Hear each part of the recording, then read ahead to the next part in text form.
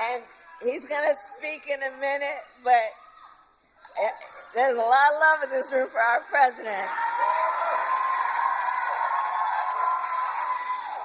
And I think it's for many, many reasons, including few leaders in our nation have done more on so many issues, including to expand access to affordable health care than Joe Biden.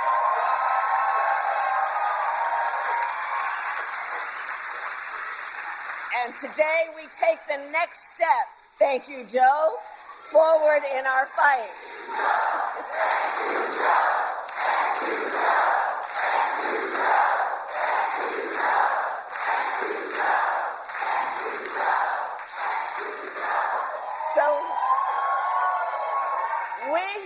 We believe deeply every senior in our nation should be able to live with security, stability, and dignity. And so in the United States of America, no senior should have to choose between either filling their prescription or paying their rent. That's the subject of today. Because we know for far too long, far too many of our seniors have struggled to afford their medication. And as a result, seniors have been forced to spend their time trying to figure out how they are going to be able to fill a prescription like insulin based on the doctor's prescription, which is about saving their life, or whether they'd have to ration their pills to be able to make it stretch through a month. And why, we all know, but let's ask, why are prescription drugs so expensive? I will tell you. Well, one big reason is for years, Big Pharma has often inflated the price of life-saving medications, often charging many times what it would cost to make just to increase their profits. And millions of Americans have suffered as a result. My entire career, I have worked to hold bad actors accountable and lower the cost of prescription drugs. As Attorney General of California, I took on pharmaceutical companies for deceptive marketing and illegally inflating the cost of drugs, and we won billions of dollars. As a United States Senator, I fought to pass laws that would make health care more affordable and accessible for all Americans. And as Vice President, together with Joe Biden, our president,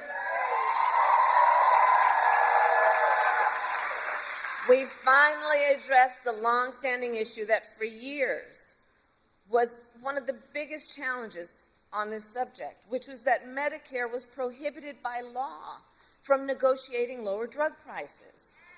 And those costs then got passed on to our seniors, but not anymore.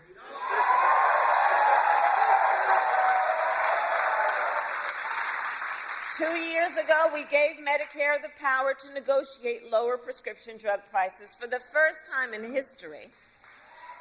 And here is why that matters.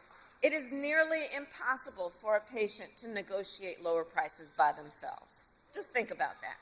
Somebody who needs the medication, who may be suffering from a serious illness, that they would by themselves be able to negotiate against a big drug company to lower that prices is virtually impossible. It's one person against a huge corporation. But Medicare represents more than 65 million people. And so Medicare has collective bargaining power. And now Medicare can use that power to go toe-to-toe with Big Pharma and negotiate lower drug prices.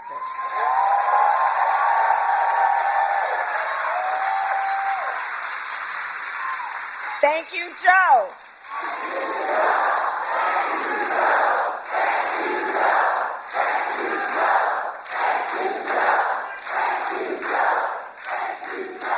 And this is to the benefit of not only tens of millions of people on Medicare, but also millions of Americans on Medicare who have long-term disabilities. And understand, as a result of our negotiations, the government will also pay less than for prescription drugs. And think about what that means in terms of helping taxpayers save money, whether or not they take these medications. So all of this is to say, 2 years ago as vice president, I was proud to cast the tie-breaking vote that sent the bill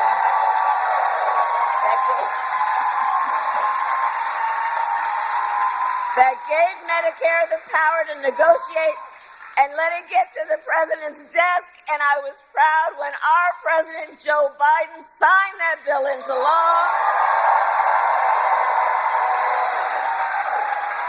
In the 2 years since, we've been using this new power to lower the price of life-saving medications, and now to announce the result of those negotiations.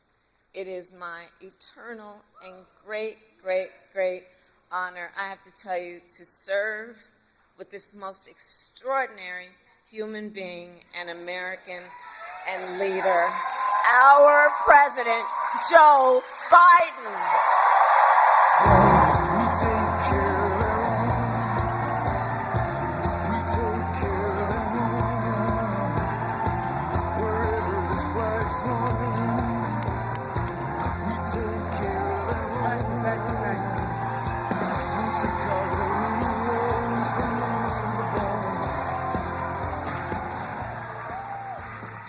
Thank you, Kamala. Well, I love you guys, too. I've been waiting for this moment for a long, long time.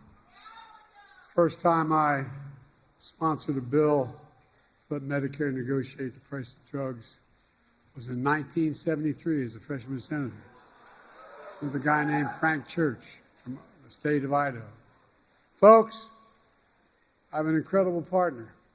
The progress we've made, she's going to make one hell of a president.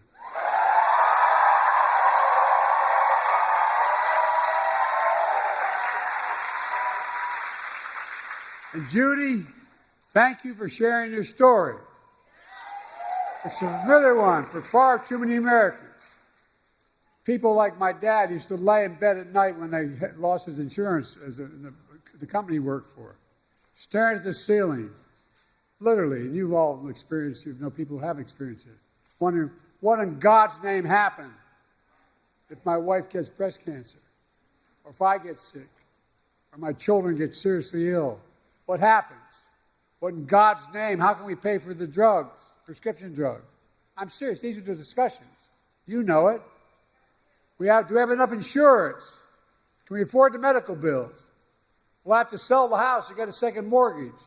There are discussions that took place in my house and your house. Kamala and I both get it. We know it isn't just about health care. It's about your dignity. No, it's about your dignity. It's about peace of mind. It's about security. It's about taking care of your family. It's about giving folks just a little bit more breathing room. That's all. Look, I believe that health care should be a right, not a privilege in America. And Kamala and I are here today to make a major announcement on our efforts to lower the extraordinary high prescription drug prices. But before I do, I want to thank Governor Wes Moore and members of Congress. I served in the Senate for 270 years. I know I only look 40, but I'm a little bit older. The longest time I was too damn young because I was only about 29 when I got elected.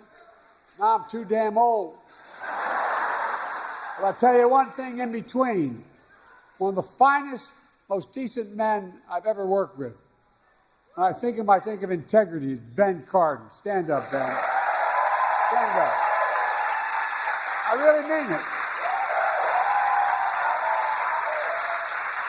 I measure the people I work with by their integrity. He does what he says and says what he does.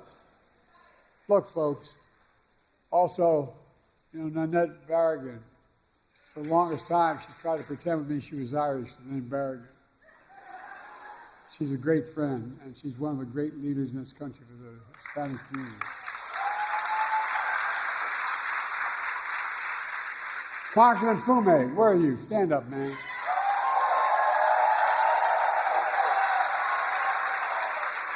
I've never once gone to this man and asked for help and I haven't gotten it. Not one single time. Thank you, pal. Thank you. And your soon-to-be senator.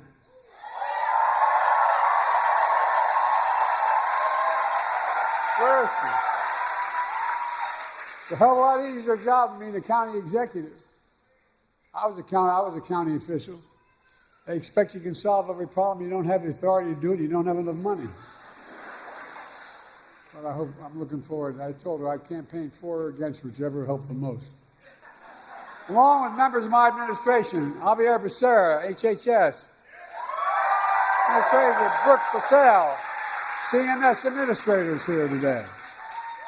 And let me say something. We're all thinking about my good friend, and he is a really good friend for a long time, Steny Hoyer. He represents the western shore of Delaware. You all think we're kidding. We have that fight all the time. I wish him a speedy recovery. I understand he's doing well. Folks, this is a fight all of us have been fighting for a long time, taking on Big Pharma.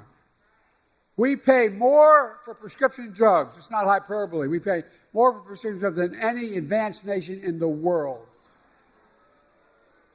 I could take out an Air Force One, and if you have a prescription from a drug company in America, and fly you to Toronto, Canada, fly you to Paris, France, fly you to Belgium, fly you anywhere around the world, and get you the same prescription filled for the same company for 40 to 60% less than we pay for it here.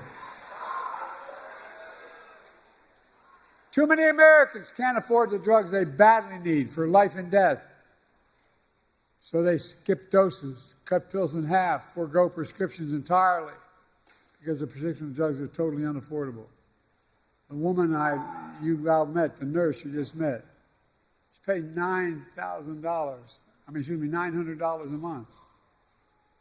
Well, guess what, man? She's going to pay nowhere near that. $9,000. She's going to pay, guess what?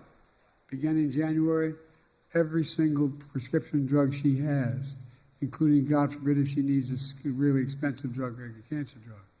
Maximum she ever has to pay is $2,000, period.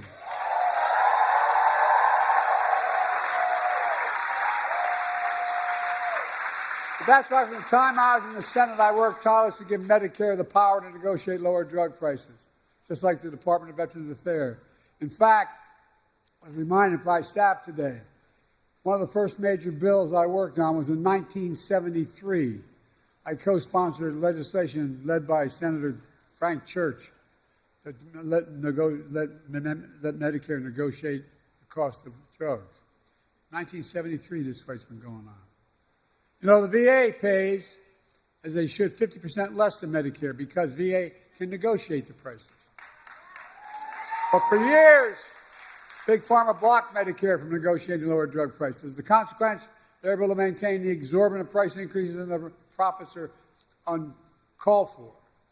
Look, but this time we finally beat Big Pharma.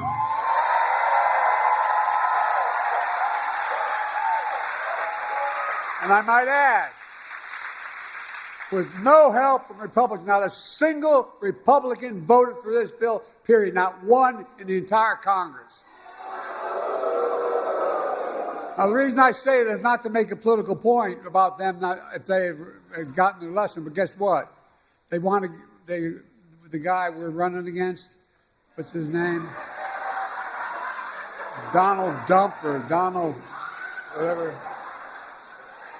They want to get rid of this, what we passed. They're fighting to get rid of what we've just passed. No, I'm serious. No help from Republicans passed the Inflation Reduction Act thanks to the tie-breaking vote of Kamala made it possible. Folks, it really matters. For example, take the insulin needed to treat diabetes.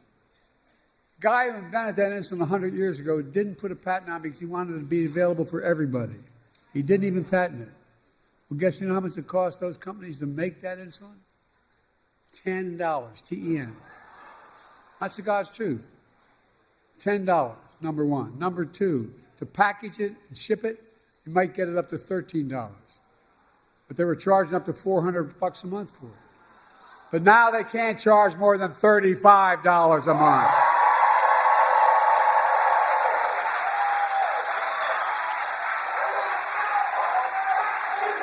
It's a big deal. Oh, look, $35 a month. These guys still make enormous profits. That's 3 times what it cost them to make it. The initial legislation capped the cost for everyone who needed that insulin. How many of you know anybody needs insulin for diabetes? Raise your hand. Okay, well, guess what? For the next 3 months we got here, I'm not leaving here, and Kamala, when she's president, is going to make sure if we don't get it done, everybody should qualify for that $35 a month. Every American. I mean it. Folks, that's not all. The same law we wrote, means starting in January of this year, every senior in the United States of America, no matter what their cost of drugs, and like I said, some of these cancer drugs are $12,000 a year. Every single penny they spend, they never have to spend more than $2,000 a year for all drugs. All drugs. And we're going to fight to make sure everyone qualifies for that as well. Look, all together, our reforms not only save lives, but here's the point people don't talk enough about. It saves the taxpayers billions of dollars. What we've done so far will save the taxpayers over the next 10 years $160 billion. Taxpayers lowering the debt. I mean it. Because they don't have to pay the exorbitant price that Medicare had to pay before. They're going to pay $35 instead of $400.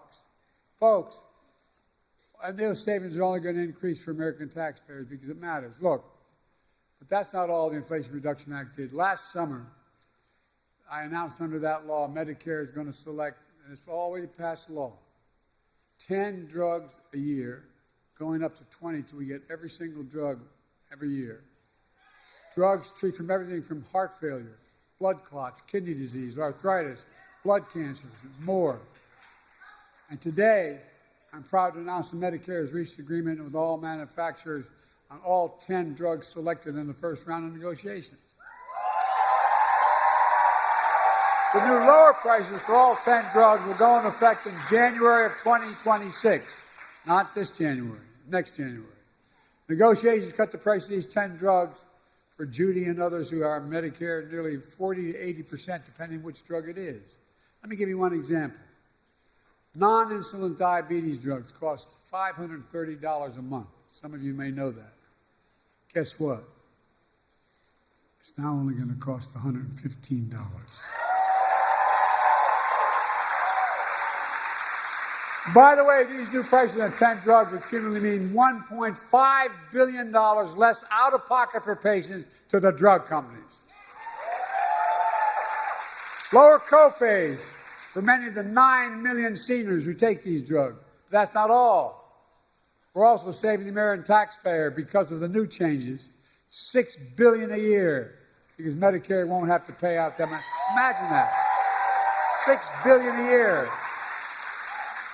But we could do that for child care and health care and so much more. We're just getting started.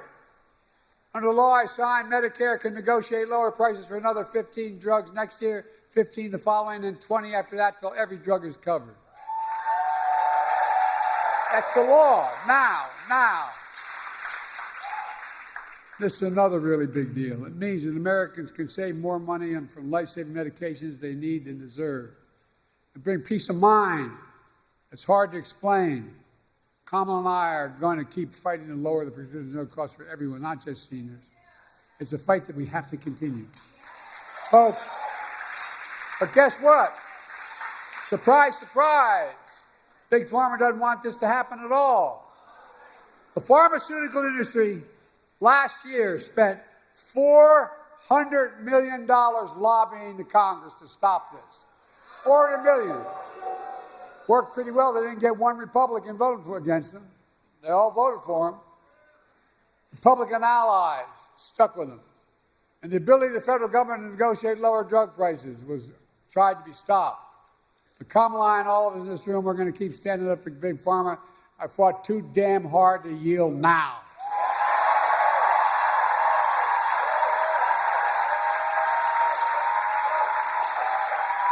We're not backing down. And get this. You may have heard about the MAGA Republican Project 2025 plan. They want to repeal Medicare's power to negotiate drug prices. Let Big Pharma back to charge them whatever they want. Let me tell you what our Project 2025 is. Beat the hell out of them. I mean it.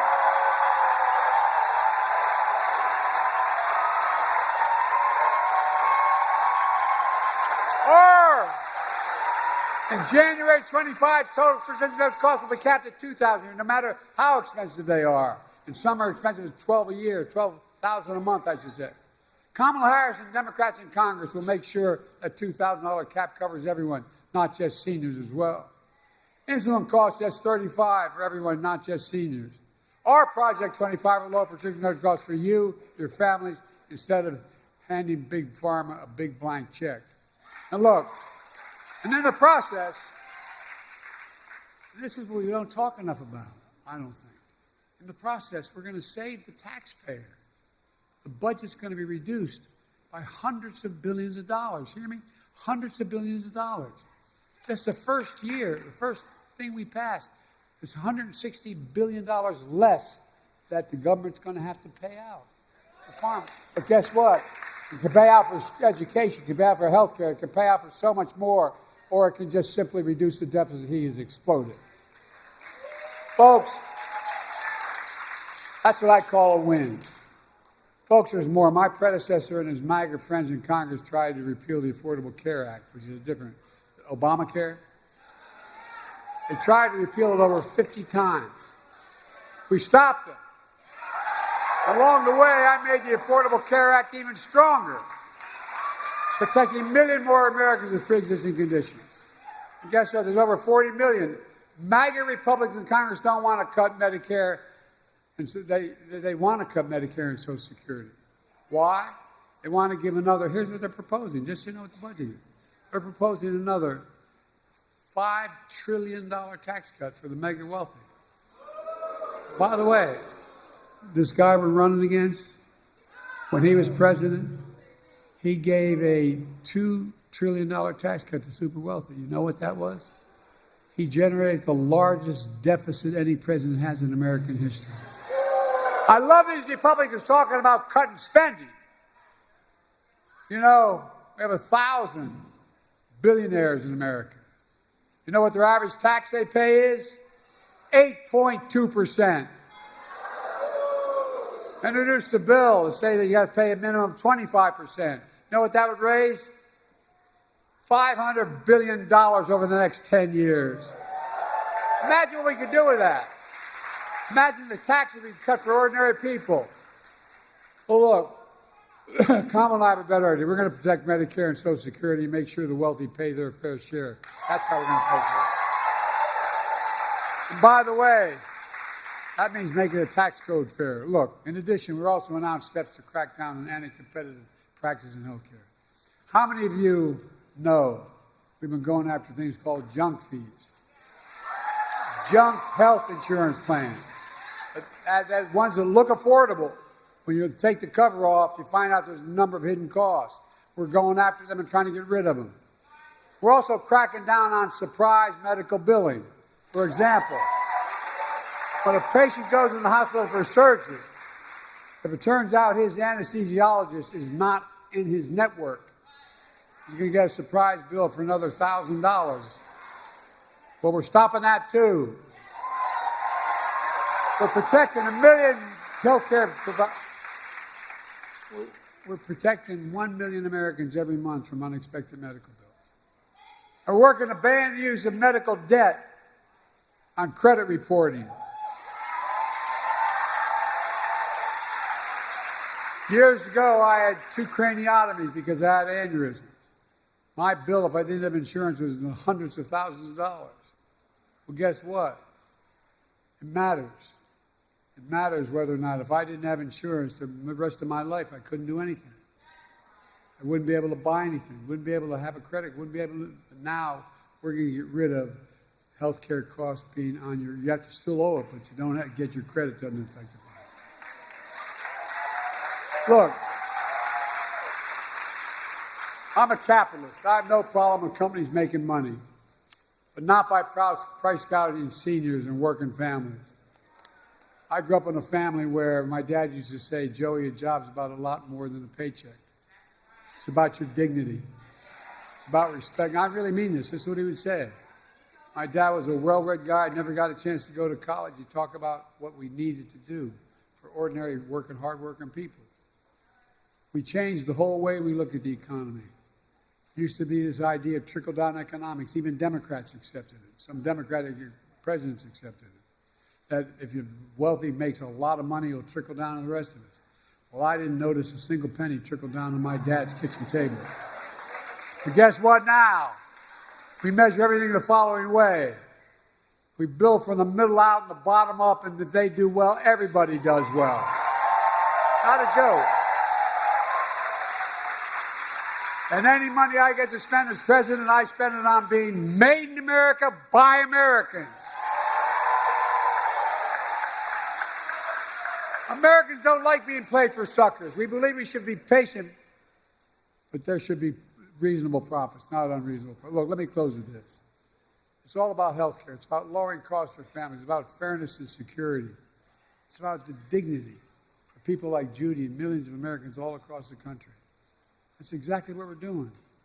There's more we can do for everyone. We can't give up. They told me every major piece of legislation we passed to give us the strongest economy in history and the strongest economy in the world.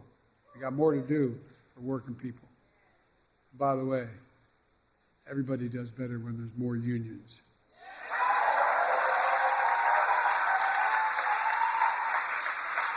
But we're finally getting it done. We can't stop now. We just have to remember who in the hell we are. We're the United States of America. There is nothing beyond our capacity in this country when we work together. Nothing. I'll